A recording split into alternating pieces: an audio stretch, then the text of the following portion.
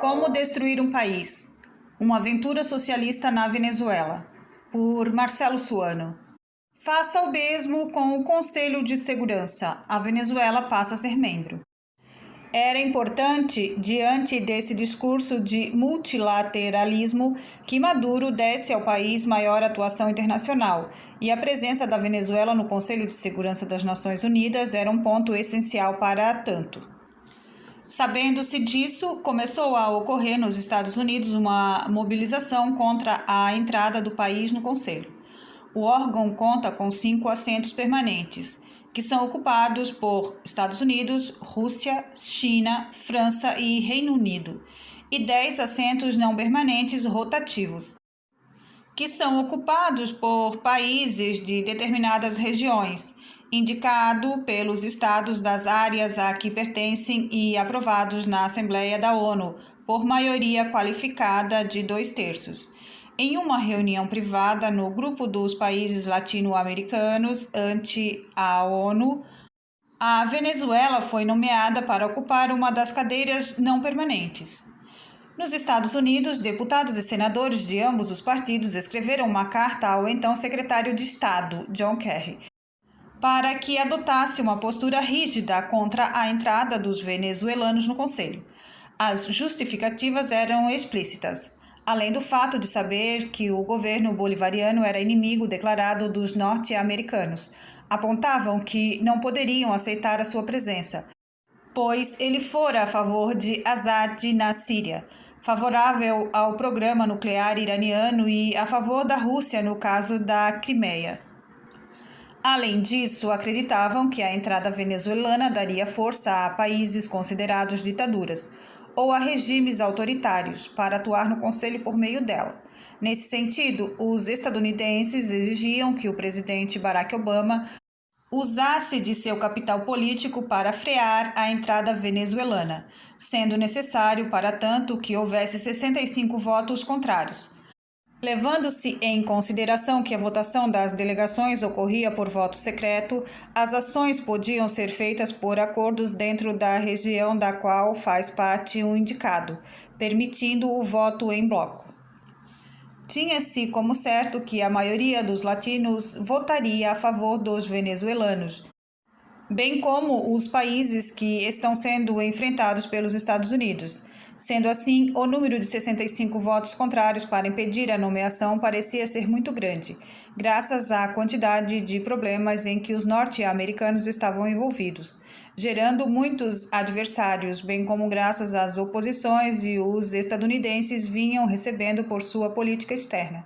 Acrescente-se também que certas ações dos Estados Unidos foram precipitadas ou inadequadas, citando o caso da Rússia, que vinha sendo empurrada para a periferia do sistema internacional e tratada como um Estado comum, algo que ela nunca foi e não é.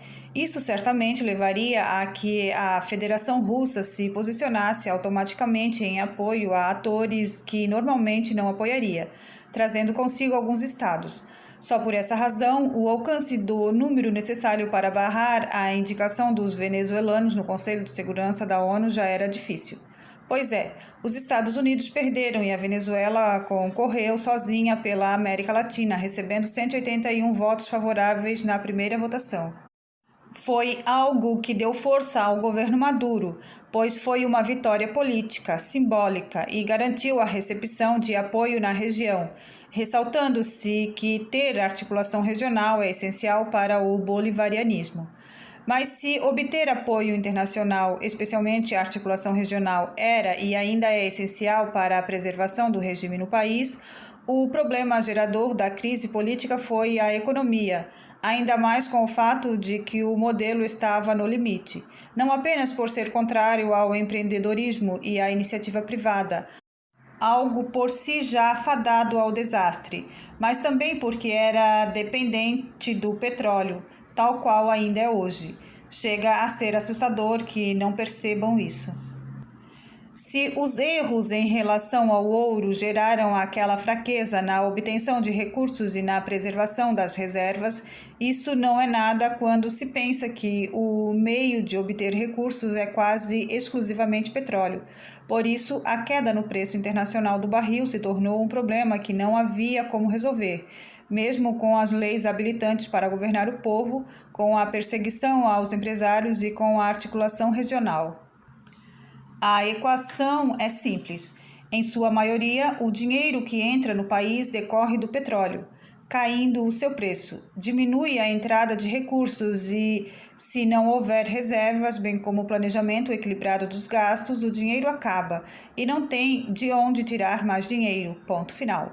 Como se sabe, a economia lá não é diversificada, por isso, a queda continuada do preço do barril do petróleo no mercado internacional.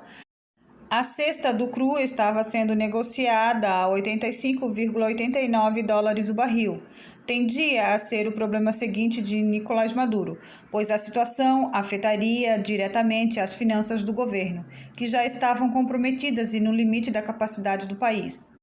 O analista para a América Latina do IHS Global Inside IHS Janes, Diego Moya Ocampos, declarou que, aspas, o ponto de quebra é um barril de petróleo a 80. A esse preço, se for mantido por 3 ou 4 meses, o governo simplesmente não será capaz de sustentar os gastos sociais necessários para manter a lealdade de suas bases. Estamos a 5 ou 6 dólares desse ponto de quebra. Fecha aspas. E havia também um cenário de mais queda nos preços graças ao aumento da produção dos Estados Unidos, no Iraque e na Líbia, associado ao fato de haver crescimento econômico insuficiente na Europa e na China, algo que restringia mais a demanda pela commodity, reduzindo mais ainda a captação de divisas pela Venezuela. Em síntese, com a diminuição de recursos, o governo ia diminuir também a sua capacidade de manter a base de apoio popular, além de reduzir a capacidade de responder aos avanços da oposição, uma vez que a diminuição das manifestações vinha sendo interpretada não como resultado da solução dos problemas, mas como uma inércia produzida pela violência da repressão, e se esperava para qualquer momento nova onda diante da manutenção da crise econômica. Um exemplo dos problemas que a crise econômica e o desabastecimento na Venezuela vinham causando foi identificado diretamente no Brasil, com a restrição de exportação de produtos básicos da Venezuela, seu comércio com o estado brasileiro de Roraima, que faz fronteira com o país, passou a ser prejudicado diretamente. Com a redução das atividades entre os dois países, os comerciantes roraimenses estavam sendo obrigados a fechar as portas ou a mudar de ramo no comércio. Conforme informações da alfândega brasileira, naquele ano houve redução de 75% do trânsito de carros entre os dois países. Porém, o pior cenário foi para os venezuelanos, já que os brasileiros tinham capacidade de substituir os produtos, mesmo que causasse o encarecimento deles ou possibilitasse de mudar de ramo comercial. No entanto, os venezuelanos envolvidos nessa relação, não.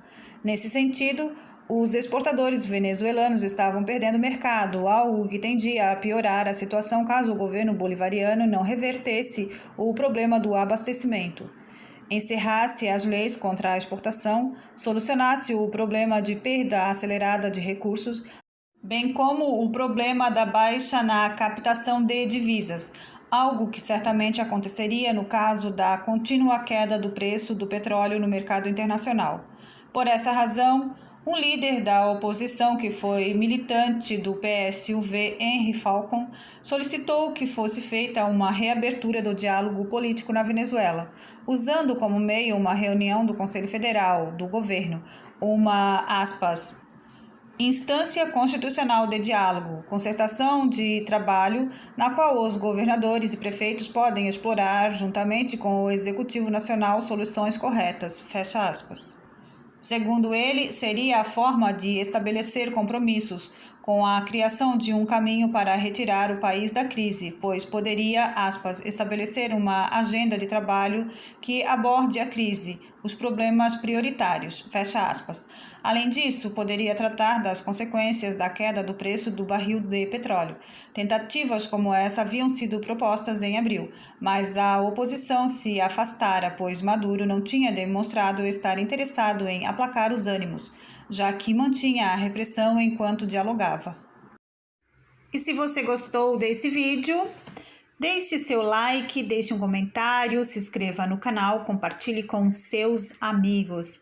Ative também o sininho das notificações.